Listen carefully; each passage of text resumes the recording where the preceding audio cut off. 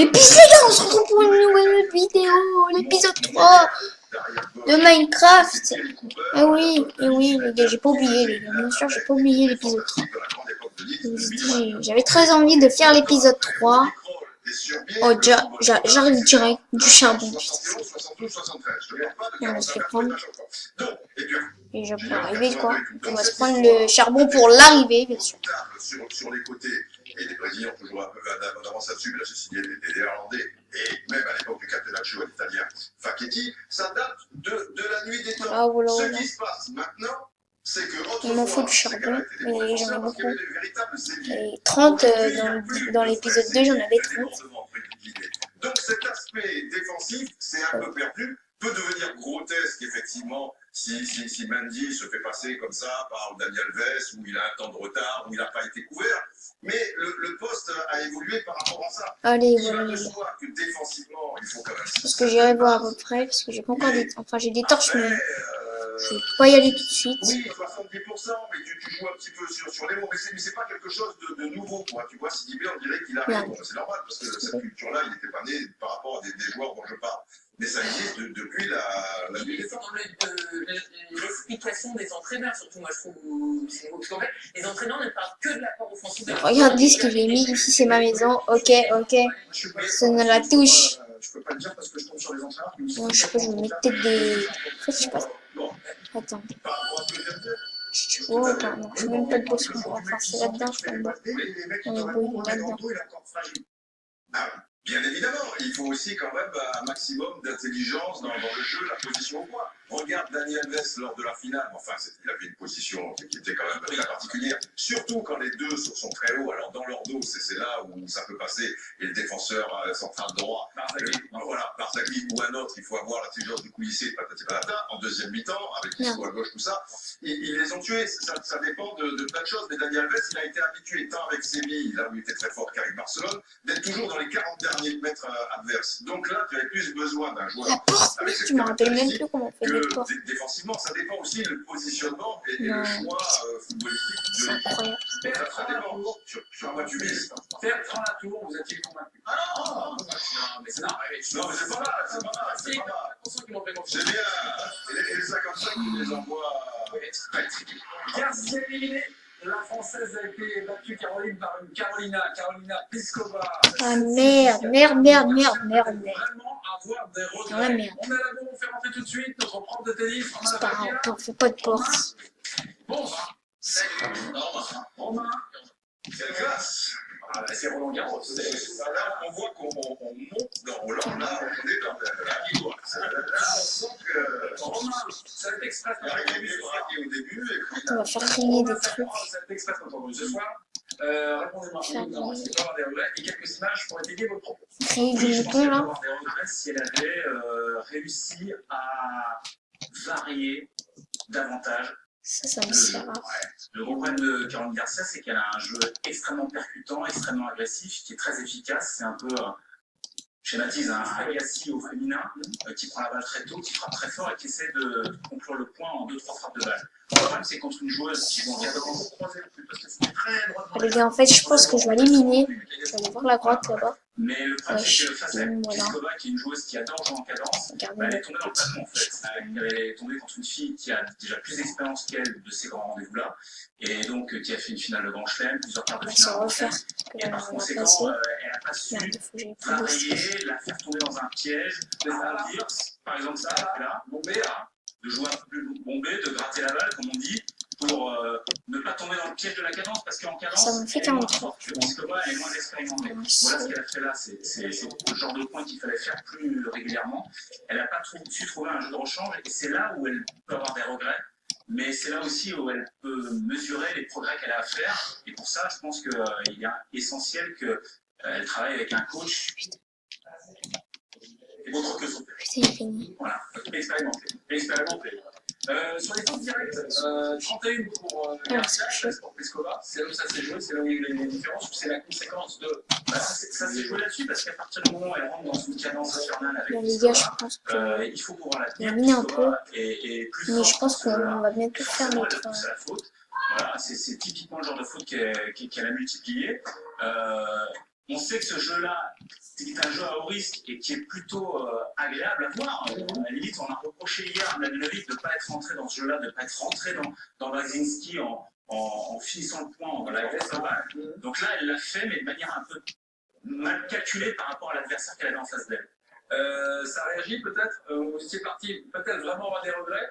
Moi, j'étais parti sur la route. Là, il vous a un peu marqué. Moi, je trouve que non.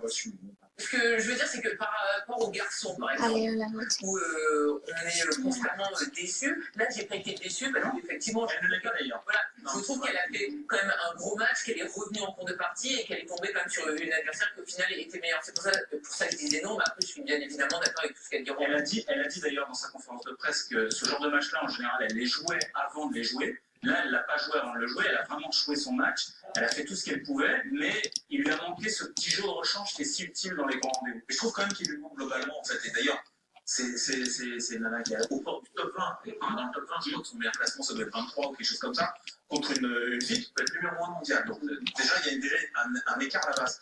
Mais globalement, ce qui lui manque, c'est pas la qualité de frappe, elle l'avait dès le départ. Et dès que Murray avait vu en elle une future numéro 1. Le problème, c'est qu'elle n'a pas ce jeu de rechange. Et tant qu'elle ne l'aura pas, et là, typiquement, J'ai rien vu pour l'instant, les gars, c'est un peu décevant. Il faut des ruptures de rythme, il faut des ruptures d'angle. Pour l'instant, elle les a pas. C'est pour ça que pour moi, elle n'est pas encore suffisamment mûre tennistiquement pour pouvoir prétendre à mieux. On va juste mettre en parenthèse, mais on va revenir à Caroline Garcia. Je vais vous faire découvrir la sortie de Bernard Giulicelli. Alors, ce nom-là, chers téléspectateurs, vous dites pas grand-chose. C'est le nouveau patron de la Fédération française de tennis qui fait le bilan des Français à Roland-Garros. Alors, c'est un bilan. Il y a du charbon, les gars, on va ramasser. Bernard n'a pas suffisamment la culture de la gagne. Il faut que les Français aient les yeux en face des trous et qu'on arrête de se prendre pour ce qu'on n'est plus. Il faut se remettre au boulot de façon très modeste et repartir à la conquête des titres majeurs. Est-ce que vous êtes d'accord ou est-ce que vous trouvez que cette sortie est nice. brutale? De l'extérieur, ils disent que beaucoup de Français qui ne sont pas forcément dans le monde du tennis pensent. Après, ce qui est un peu gênant, c'est quand on est aux responsabilités. Bon, lui, il vient d'arriver, mais il n'est pas. Il était au comité directeur déjà depuis quelques années. C'est-à-dire qu'il n'est pas né au tennis le jour de son élection. Donc, s'il y a bien des gens qui sont en capacité et qui doivent faire changer les choses, c'est lui. Donc, c'est comme quand un entraîneur vous dit mon équipe a été nulle, ils ont rien fait, etc. Le seul problème, c'est que le constat, souvent, il est bon. Mais c'est lui qui est censé faire le remettre les choses de son point. Voilà. Il est un peu démago, il est trop brutal. C'est souvent des reproches qu'on lui a fait au moment justement de la conquête du pouvoir. Hein. Il y a quelques temps déjà, avec notamment l'émission par Thémo, il y a quelques temps. On est typiquement dans la politique. Ouais. C'est quelqu'un qui était déjà dans l'entourage de Christian Bim en 93. Donc, moi, j'entends le discours d'un politique qui, une fois arrivé au pouvoir, encore du charbon. C'est la faute des autres, mais qui était déjà quand même dans l'entourage. Donc, moi, ça me pose problème. Après, c'est vrai qu'il a l'ambition de faire bouger les lignes, et ça, on peut le saluer, c'est plutôt très bien. Après une présidence qui est... Désolé pour la sonnerie de téléphone, c'est pas donc, c'est très bien, mais il le fait de manière un peu précipitée, un peu désordonnée, et parfois un peu malhabile. Je pense que notamment dans la sortie qu'il a faite aujourd'hui, il a pointé du doigt un joueur français dont on dit qu'il est capable de s'entraîner pendant 8 heures par 45 degrés et qui crampe au bout du 4e set. Non, il visait, à mon avis, il visait le Capouille. Effectivement, il décrampe lors de son match, mais le Capouille n'a pas crampé par des problèmes physiques, il a crampé parce qu'il a stressé, donc ça n'a rien à voir, et c'est une sortie assez maladroite. S'il vise le Capouille, il peut aussi viser Quentin Alice, qui a fait 3-7, mais c'est assez confus, et d'une manière générale, je pense que son propos, comme ça, à chaud, risque de mettre mal à l'aise le tennis français, parce qu'il y retourne déjà là, oui, déjà là, c'est en train de prendre le feu. Mais il faut un peu compliqué là, je trouve que... Et c'est là où Bertrand a raison, parce que c'est un niveau cause, mais dans l'absolu, l'opinion publique, moi je suis pas spécialiste de tennis, mais je rejoins totalement ces propos-là. Mais il a juste titre, c'est de la politique, mais le constat est bon, après c'est les bons remèdes. Ça, c'est une autre histoire. Voilà, après le constat est bon, est-ce qu'il faut le faire maintenant comme ça à chaud? Je ne suis pas sûr que ce soit la bonne idée. Et puis, encore une fois, il faut savoir qui il vise. Là, aujourd'hui, au moment où je vous parle, je ne sais pas qui il vise. J'ai l'impression qu'il vise le Capouille, alors qu'il n'a pas arrêté de parler de pouillitude et de seriner avec le Capouille. Alors, ouais. Et franchement, le coup des salons, on n'a pas la culture de la gagne. Salut, j'ai un entrée du fou. On a tellement su comment on la diffuse. En plus, c'est un sport individuel, c'est compliqué. Chacun s'entraîne de son côté. Au niveau de la fédé, qu'est-ce que tu peux en penser? etc. On fait des événements de match des mousquetaires, par exemple, le 4. Il y a souvent des arguments du changement ici sur ce match. L'envie de gagner, vous savez, voilà, cette envie. Ça, c'est votre réponse. Il y a une chose, pour le coup, c'est t'as le sentiment que les 4 sur les mousquetaires ne sont plus. C'est des mousquetons.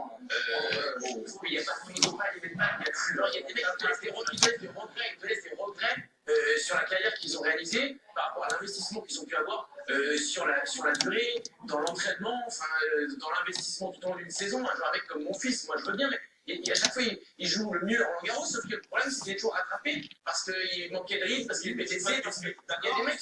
Je suis pas sûr que quelqu'un comme Simon il ait été pris en défaut de travail. Je suis pas sûr que quelqu'un comme Tsonga il ait été pris en défaut de travail. Mais à un moment, bah oui, mais Simon c'est le même du mec qui s'est forgé, il peut travailler.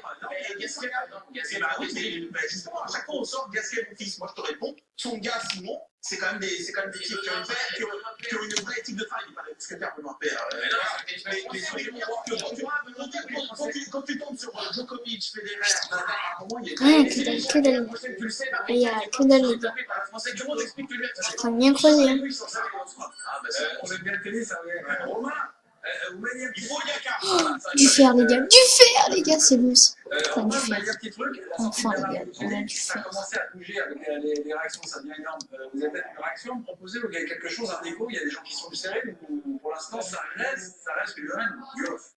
Pour l'instant, c'est du domaine du off, mais il y a vraiment un ras-le-bol qui commence à monter. Je ne serais pas étonné que dans quelques heures, les gens qui s'expriment. Un beau filon, les gars. C'est bon ça. C'est bon ça.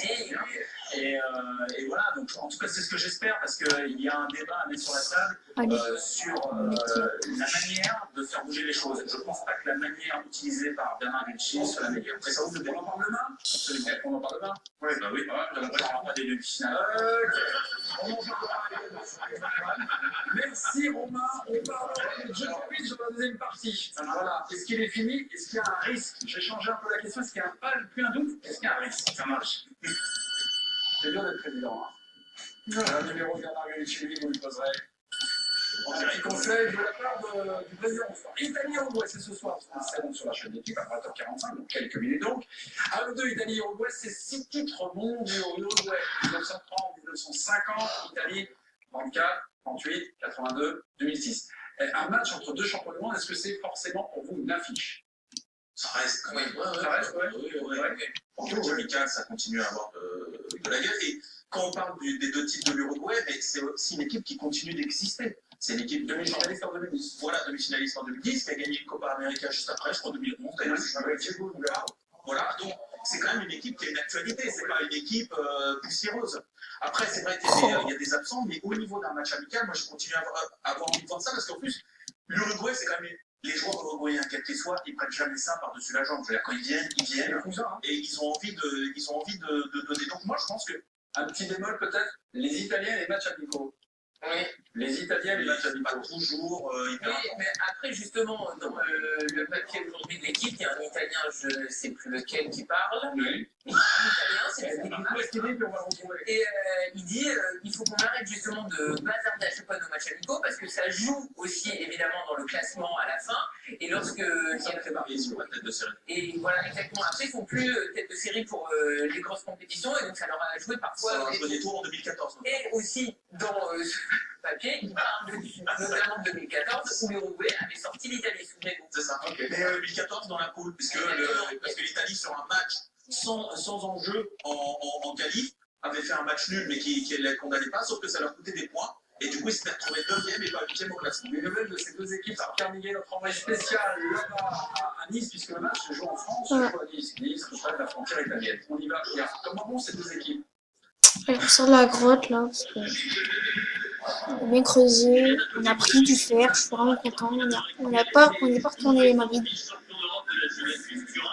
Dans un état physique très bon, expliqué hier en conférence de presse, c'est Gian Pedro Ventura, le sélectionneur italien, dans un état psychologique un petit peu plus compliqué. Il faut bien l'admettre. L'Italie prépare son match de qualification dimanche, Olivier, à Udine, réception de la Lituanie, mais surtout l'Italie prépare ce très gros choc le 2 septembre prochain face à l'Espagne. Ce sera la finale de leur groupe de qualification. les gars Surya.